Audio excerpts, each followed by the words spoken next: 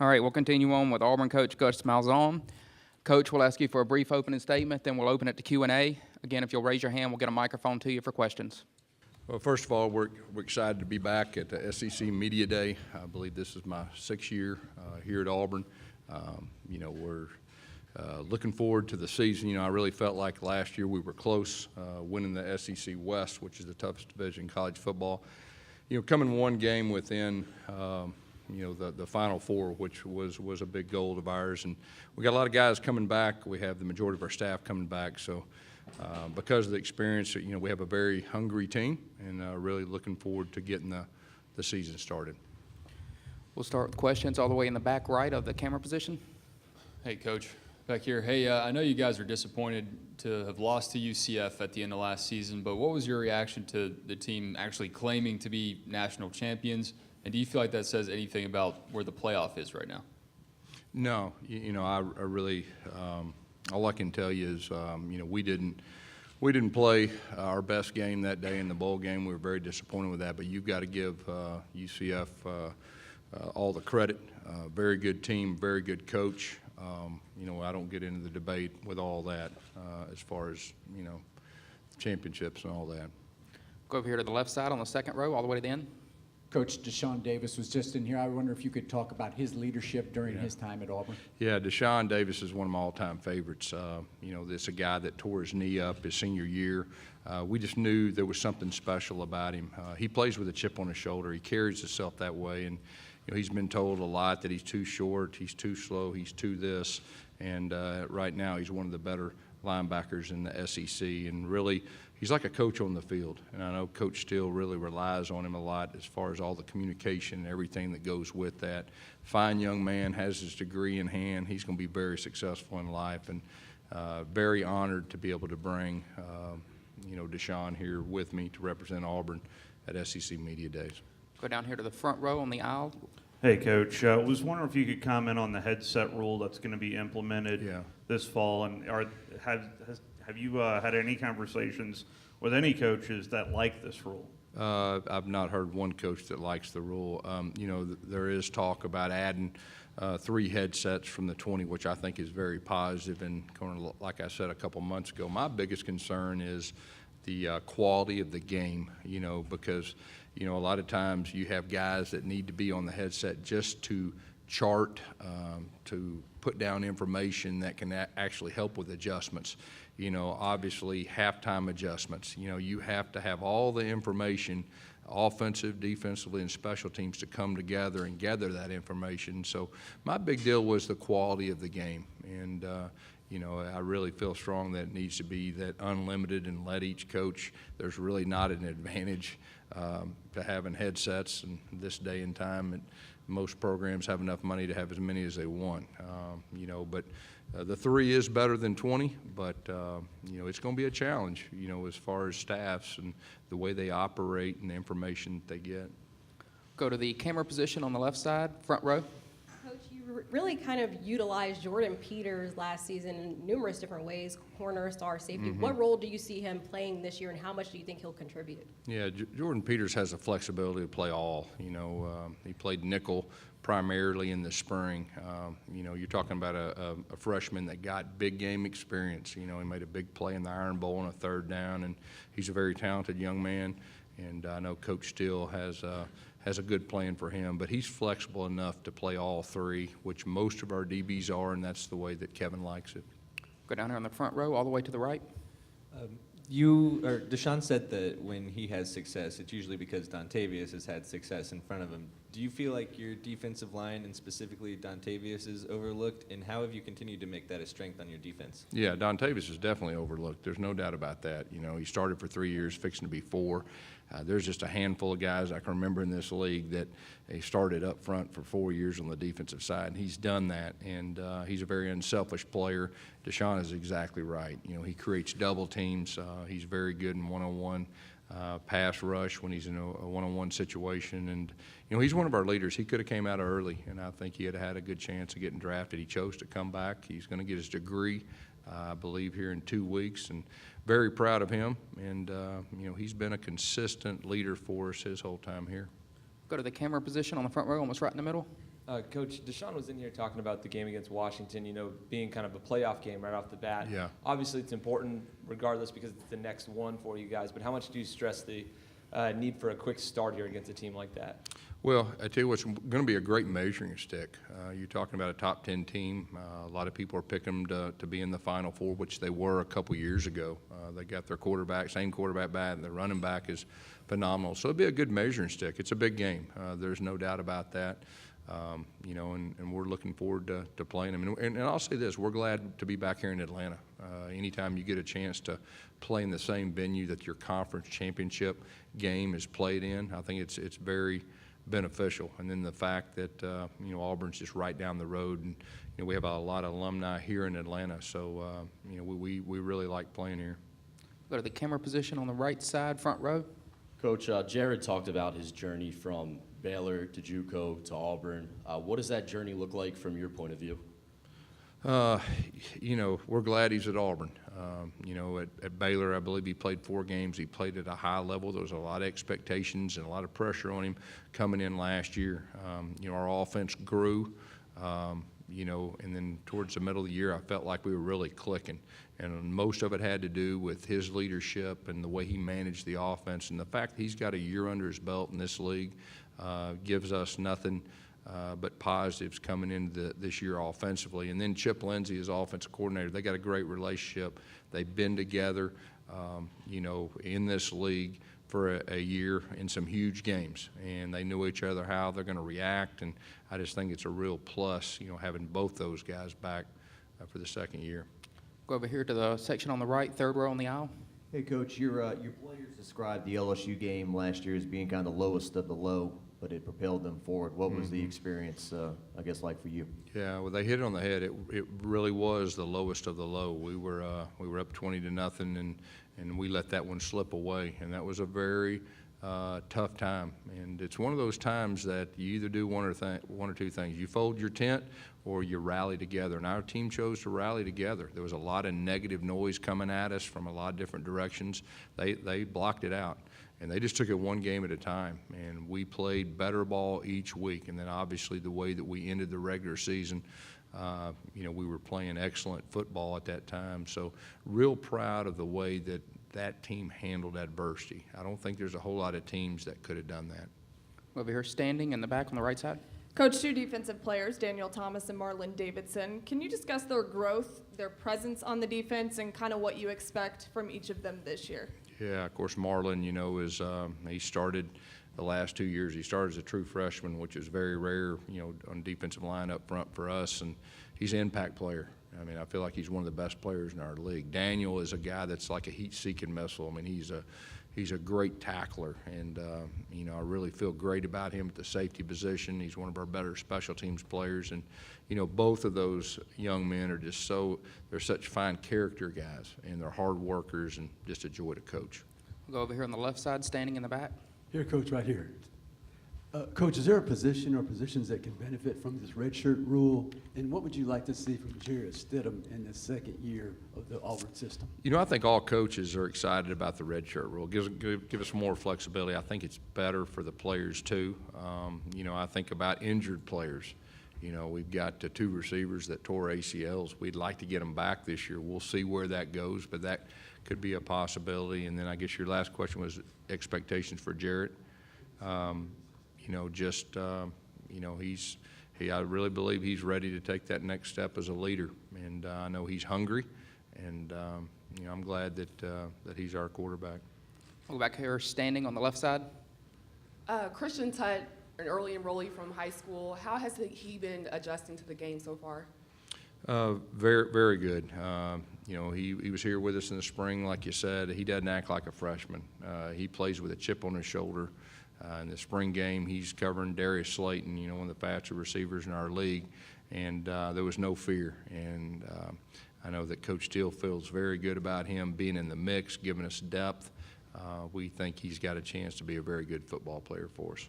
We'll go standing back in the right on the back. Coach, you've been talking about Jared as a leader. Is he, in such a short amount of time, is he the guy? I mean, is he the one leader that you would point to? Is the team his right now, do you think?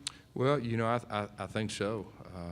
You know, to win a championship in this league, you've got to have your quarterback as a leader and as a team leader. And I really feel like he's earned the respect of all his teammates with what he did last year and what he's done in the offseason. So I think our team's in good hands with him being our leader. We'll go back here on the left side on the aisle, third row. Coach, if you could comment real quick on C.J. Harris, a young man that was getting recruited to Auburn and obviously couldn't be a part of the team, just about his situation and how difficult is it to tell a young man like that that he can't play football due to medical reasons? Yeah, well, that was, if I remember right, it was more NCAA, you know, as far as that goes, but wish him nothing but the best. We'll go standing back here, or right there in the middle. Camera position on the front row. Right here, Coach. I guess there's been a lot of stories and things made of your BMW and your nice car. Yeah. What was your dream car when you were 16 years old? Was it always a sporty? Well, I don't know. Old as I am, it may have just been an old school Corvette, something like that. You know, nowadays they got so many fancy cars and all that. But you know, I don't drive the I-8 much, but I know young players and recruits like it. We'll go standing back here on the right side. Coach, I asked Deshaun Davis about your coaching style. I told him we see the laid back side, but he said you're intense. How would you describe your coaching style? Yeah, I think so. I think as a coach, you flip the switch, and most coaches are different in this type of environment as they are on the field. And you know, my biggest joy is when I'm out on that field with the players. I mean, that's the fun part of this job, and you know, getting to work with players, you know, trying to make them the best they possibly can be, and that's a real fun part of this job. Over here to the left side on the front row, all the way to the left. As more teams adopt a sort of running back by committee, why do you seem to prefer that lone workhorse? Well, you know, last year, obviously, Cam Petway and Kerryon Johnson, we had two, and we primarily, if you'll look back, when we led the country, I think the only SEC team to ever do that in 2013, we really had two as far as that. And so that's really our plan. It's just the way it happened. You know, Kerryon was the SEC Offensive Player of the Year last year and unfortunately got hurt, you know, in that last game. But, you know, we have the formula that we feel good about. And this year, if Cam Martin would be the first guy out there if we started today, we've got a handful of about 4 or 5 guys that are competing for that spot also. But we'd like to have 2 guys, you know, going into you know, the first game that we feel good about. We'll go down here on the front row to the left. When you look back at your early college career as a first-year head coach at the collegiate level, what were some of the mistakes you made early on that you had to learn from? My college career, I thought you were talking about playing there for a minute. Coaching like, career, wow. no, at Arkansas Okay, State and then here. Coaching career, all right. Yeah, the first year at Arkansas State, being a head coach, I mean, anytime you're doing something new, you know, there's things that you're going to learn. And the experience, you know, probably as far as the football aspect, being a head coach in high school for 14 years, you know, there's a lot of things like game management and dealing with players and dealing with coaches and schemes that can carry over. The biggest difference in college is when you add everything that goes with it, with the recruiting piece, with the media piece and everything. But that high school background really helped me accelerate. But, you know, as far as Arkansas State, that was definitely, I learned some things. Man, it was a great experience for me, great players. And then getting a chance to be here in 2013 as a head coach. Now, the positive for me is I'd been here for 3 years before as a coordinator, so I had a really good idea as far as the atmosphere. I recruited a lot of those players, so it was an easy transition. But, you know, it's different now in 2018 being a head coach in this league than it was 2013. 2013, I could do a whole lot more X's and O's in football. It seems like each year from a head coach's standpoint, it gets a little bit more of a challenge to do all those things. It seems like each year the job description or the job grows just a little bit with everything that goes with it from a media, social media standpoint and all that. We'll go standing back here on the right side. Coach, we've seen you when you get upset on the sidelines like a lot of coaches do, understandably, and your eyes widen, you grab the headset, but you don't do a lot of cussing. You don't do any cussing. Why is that, and what are some of the words you might use instead of cussing? You may want to ask my players that. I don't know. I use crud, and I've used crap every now and then, but I got to be really mad. You know, I don't know. I just think it's, you know, coming up a different way, the high school way. And, you know, in 1994, you know, I started looking at coaches as my ministry.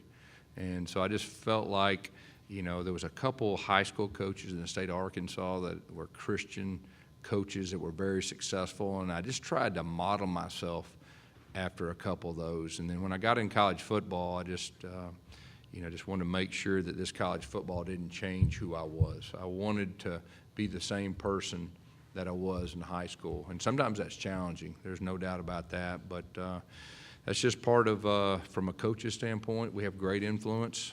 I try my best to be a great example. I'm not always the best example, but I try really hard to be because I know that, you know, coaches in my life, high school coaches, college coaches, really had great influence, and I tried to emulate, you know, some of the things they did and everything that goes with it. So it's just more of a philosophy, and I've been trying to do that since 1994. Go over here on the left side of the back row in the middle. Hey, Coach, I'm not sure how much you've been able to follow Jake Bentley's career from high school to now, but and also your impressions of his dad and what made you want to bring him in as part of your staff all those years ago. Bobby Bentley is he's a big-time coach. He's an even better person. We've known each other for a long time. When he was at Burns High School and I was at Springdale High School, and we were playing 7-on-7s at Hoover, 7-on-7, and we just developed a good relationship, and I just, you know, felt like he had a good chance of being a big-time coach in college. And, you know, when I first got here in 2013, I really tried to make an effort to get more good people in college football. And so he was one of the guys that I felt real strong about that could be successful, that would get in college football, make a difference in kids' lives in a positive way, take the business side out. And I'm very proud of him. He'll be a coordinator and a head coach in this league. I really believe that. And as far as his son, Jake, I mean, he's a phenomenal player, and very proud to watch him and his success. We'll go to the camera platform on the middle, almost very back. Coach, you've been at Auburn a bit now, and every other year your two biggest rivalry games are either at home or on the road. Do you go into a year where your two biggest games, I know it's a few months away, when they're on the road, do you have a different mentality going into that season? Do you have different thoughts at all? Just, I know it's a few months away, but any thoughts on that? Well, when you look in the off season, your big picture schedule, obviously there's a little bit of strategy that goes with it. And then when you play on the road to any team in our league, you've got to look at it a little bit different. But when it happens to be your two rivals and you play them back to back, that's a huge challenge. But it is what it is, and you've got to figure out a way for your team to overcome that. And that's a huge challenge, and there's no doubt both those teams will probably be, you know, in it towards the end, just like they were. They both happen to be our rival. Like I've said before, it would be great if we could split those up. I think if you really look at fairness and equity across the league, nobody else has to do that. But that's what schedule we've been given, and we understand it, and we've got to find a way to overcome it. Got time for just a couple more. We'll go down here to the front row. Coach, you mentioned that in the other room that it was your 30th wedding anniversary, and you went to Jerusalem. What else did you get your wife for the 30th? Oh, I thought that was enough, you know. But no, we went to a U2 concert in Nashville a couple weeks before that. But you know, we took 9 days to go to Israel, and she's been wanting to do that for a while, and it was the best trip I've ever taken. It was really unbelievable. It really helps you put everything in perspective, big picture, and I would encourage, you know, everybody that hadn't went to go at least once. A final question right here on the right side, second row. Coach, can you talk about your offensive line? You've got some changes up there and some of the young guys you plan on rotating in. Yeah, you know, that's probably the biggest key to our success this year is going to be our offensive line. I really believe that. We have some very talented guys up front, but it's just from an experience factor. I think we have 3 guys that have 20 starts between them. and that's probably the least or one of the least my 9 years at Auburn. So we do have talent. That's the positive. But how quick that group can come together and gel, they're going to have to grow up in a hurry. And I really feel like that's going to be a big key to our success offensively. J.B. Grimes coaching that group, like I said in the other room, I think he's the perfect match for that group. But the good thing is we're talented, but we just got to gel and grow up and get together. Thanks, Coach. All right, thank you.